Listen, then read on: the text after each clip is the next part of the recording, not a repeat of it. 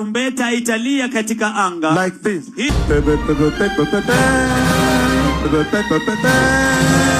That is how the trumpet will sound. Ekonene, so jana kuna vile Ruto alikuwa kwa one of those campaign trips zake, cause na feel ka saizi Ruto hawak, he's campaigning, and I guess since the elections are next year, I kind of understand why he's doing it, and in the process alienda paki interact ama ki meet this Kenyan lady, and I don't know how to feel about this video. Of course ili happen masaiza Kisii, cause on one side na understand, and on the other side but angalia reaction ya Ruto, cause alijua kutakuwa na aseka sisi wale watakuwa this is wrong. Wacha tucheki.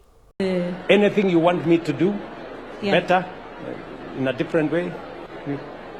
Yes, according to me, I've been following you even on Instagram. I've been having a plan of starting up a laundry. Despite of selling clothes, I have a laundry because from our locality hakuna hiyo biashara ifanywe hapo sana, so it became to me like a business opportunity. So I've been following you up, not reaching you, but I'm happy that I've met you and I see my dreams come true. So up to hapo, not bad. Although do I think that a president can go solving one case at a time in a country of 55 million people? I think that's kind of impossible. We need like a solution for najua the masses, not these solutions that border on handouts. But up to here sina shida, naelewa, na understand dem anajitetea the same way. Maybe najua nikijipata kwa the same situation za kwa unajua equipment, hakuna equipment ya podcast, ambia ituvia tupatie pesa, najua naweza sijui vile naweza jitetea, but tuendelee cause it gets very uncomfortable hapa mbele. So your dream ni kutengeneza laundry. Laundry, yeah. So kwa sababu tumekutana, so nikupange. Nipange tafadhali, naomba mashambo. Mecheki hapo, dem alipiga magoti. Damn, ulicheki reaction ya Ruto ni kumuinua haraka, cause even because for you wase religious utakuwa mtu nafaa tukupigia magoti na Mungu baba. Okay, wasichana wanaweza piga magoti mbele ya okay. Ni asubuhi. So yeah, I don't know man, like this thing cause it's a handout, and if someone is giving you a handout, sometimes you feel like you do not deserve the handout, and maybe this is what's going to make them feel good. That's the reason why Ruto jo alimuinua raka jo, cause alikuwa jo raya ka sisi jo tutareact kwa zile za ekonene. Tutapangana, relax. Thank you. Tutapangana. Wapi mtu yangu hapo, chukua simu yako hapo. Takupanga. Sijali. Mecheki hapo. So ilikuwa weird. Really happened hizo maside za Kisii, and as I'm saying, like I understand why she did it.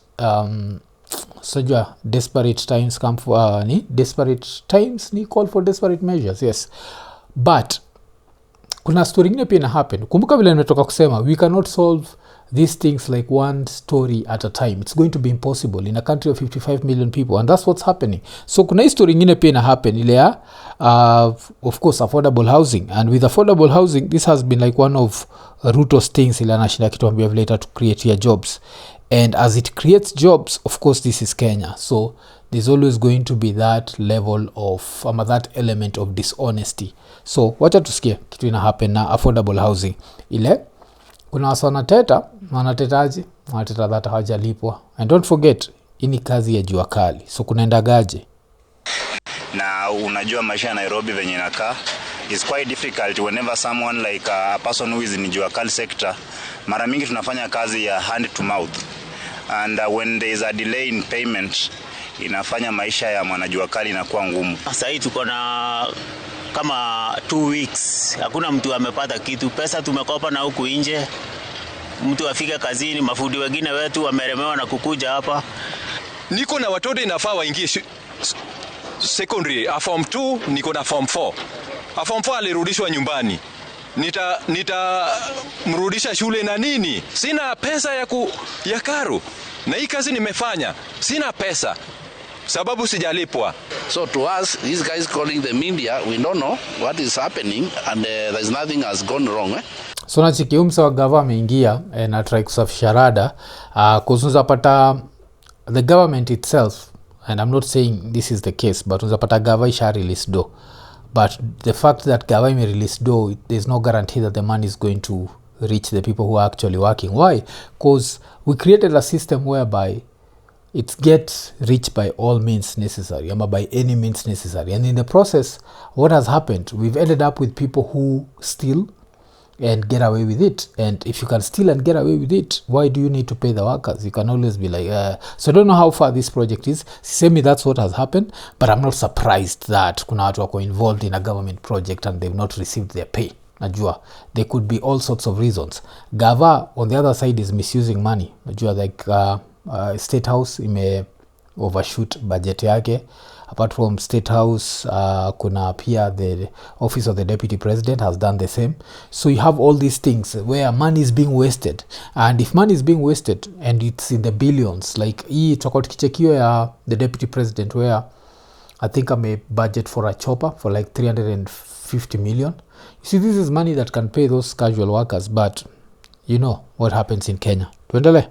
And we have been talking with the developer, AFCO himself, and they say that is looking for those materials. Today we are in a site of Mapoko.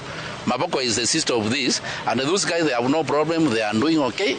Tomorrow they will receive their salary. Well, So they do production of 1 week. After 1 week, they get the payment. Although this week we had some delays of the payment, of which they will be paid tomorrow. We have already received the payment. Of course, ndio waseme hivi ni juu media imekuwa involved. So yes, this is one of those Ruto projects, and this is one of those things nilikuwa nasema Ruto hezi enda akisolve these cases like one case at a time. It's going to be impossible. You have to try and come up with a solution that, yes, because now what's supposed to happen?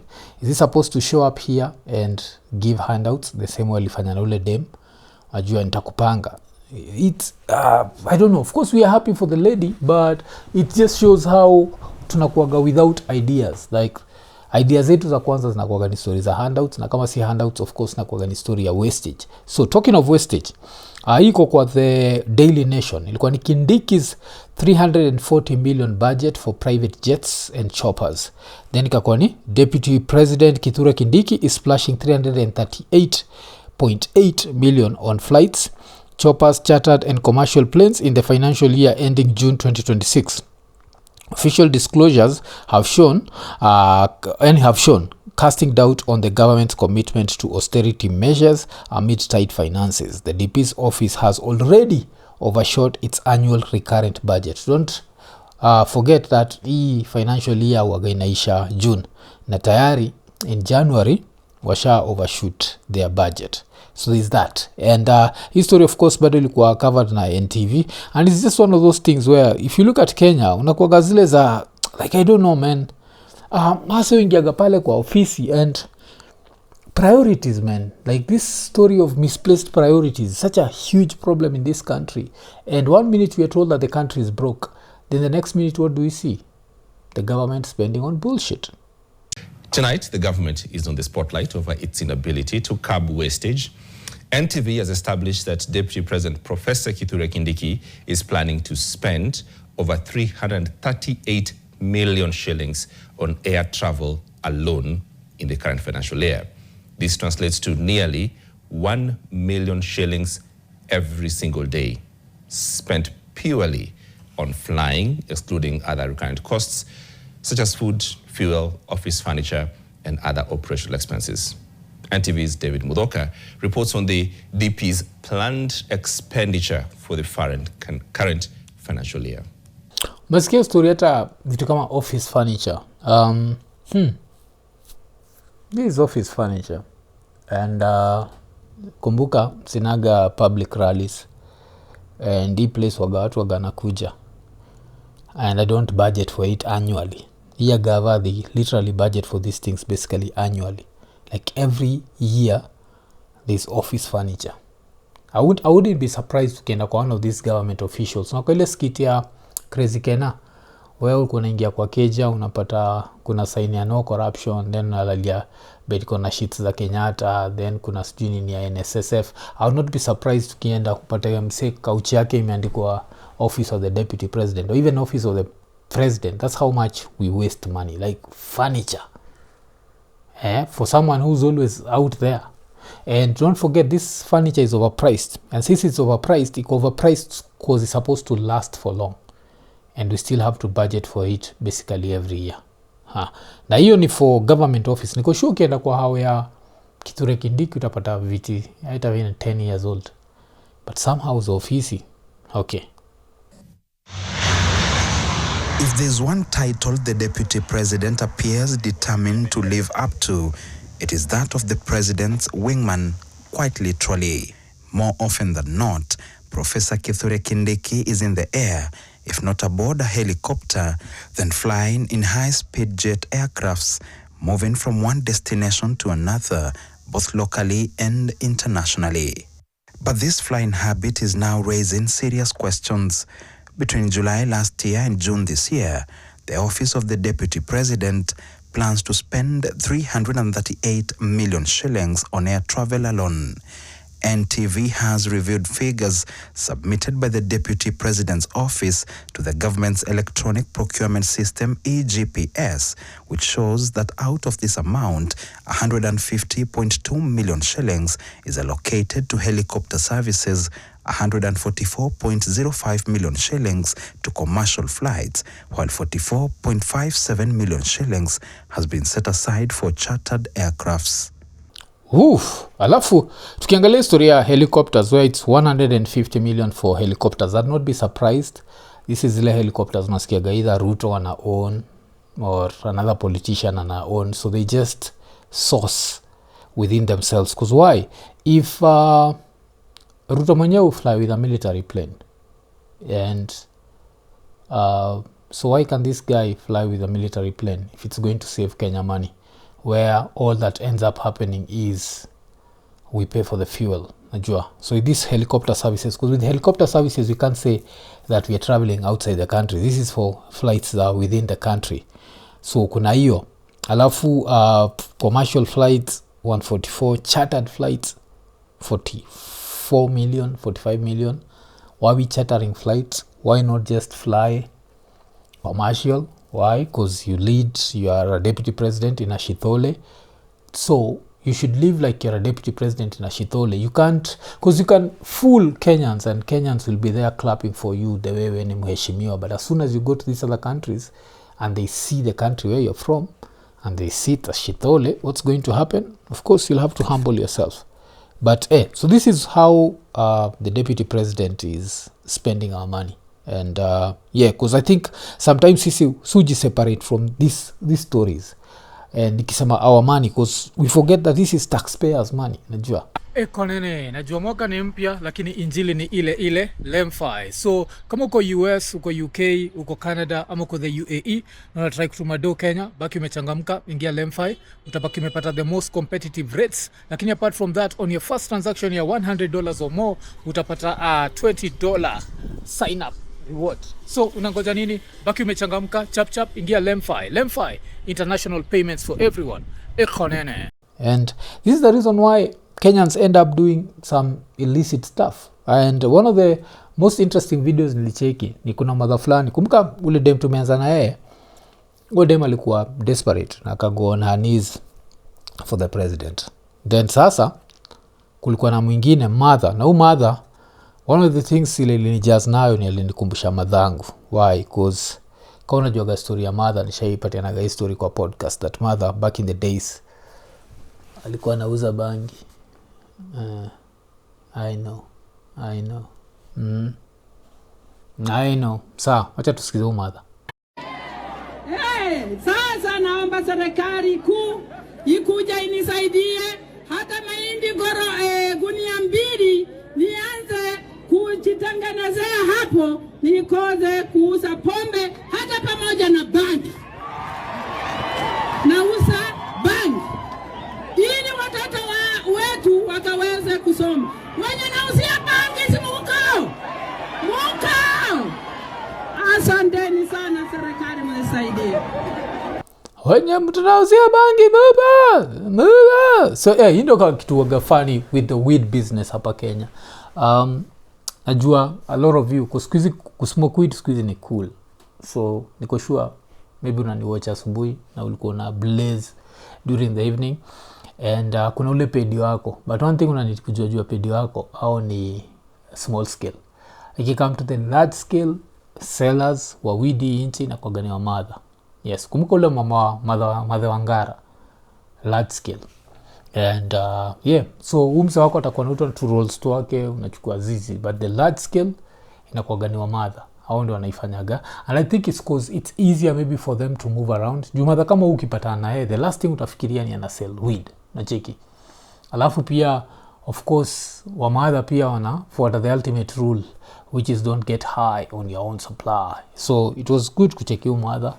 And place alinibambanio wenye nauzia bangi mupa lazima yanambatulia polisi watakujia baadaye. Naweza taka kujua kama karao waliendea mother after hiyo, but ulicheki vile alisema that anauza hii weed niweze kueducate watoi wake, cause hiyo ilikuwa like busy ya mother aliuza, alafu at some point of course akaretire, akaanza kuuza vitu zingine, but yes, that was her way of hustling, like at some point in life yake, just to put food on our table and also to siku moja na need kuenda hizo maraundi.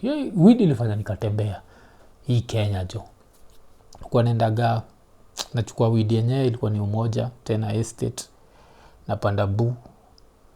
Kwa hiyo bu ilikuwa gai ilikuwa 1960 kweli, because 1960 inafaa kuwa ya Nini, inafaa kuwa ni Kayole, which ilikuwa na bu ilikuwa na Umoja. So nilikuwa napanda hiyo KBS, nafika Tao, nashuka hapo bus station nachukua number 111 inanipeleka mpaka Ngong. Najua hiyo time nimebeba weed kwa bag ya chuo, lakini nimevaa school uniform. Alafu hizo school ndo nilibaki. I think that's one of the reasons why niliend up nikifall in love with perfumes, because ilikuwa inabidi kale ka weed bag lazima katandikwe perfume. Najua perfume kalikuwa natandikwa gani? Brut.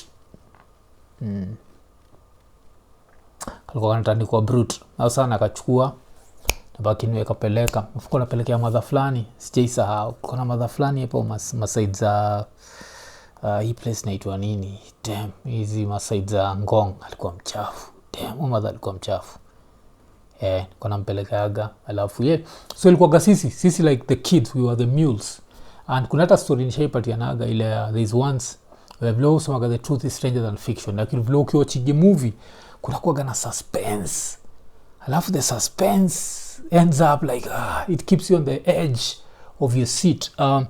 One of the most interesting stories, kama iko nini long enough just case story, but kama hujaisikia wacha nikupatie hii story. So kuna siku moja sistangu alikuwa amebeba weed kwa bag.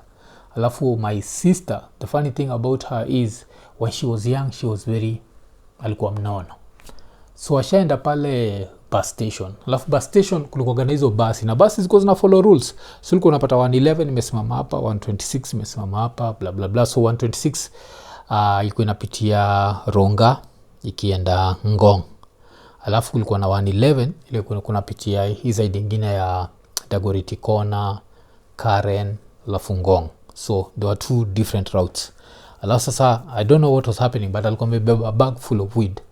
Alafu nikamtukanona. Ashaenda kupita karibu na basi mbili. Hii moja ikirudi reverse, ingine ilikuwa inaingia. Alafu akakuwa sandwiched. Akapass out with a bag full of weed. But this was before mobile phones. So somehow, na since alikuwa amevaa uniform, because that was our way to make sure that we are not suspected. What happened? They grabbed her, took her to Kenyatta Hosi. No one opened her bag. Her bag was full of weed. In the modern world, what would have happened?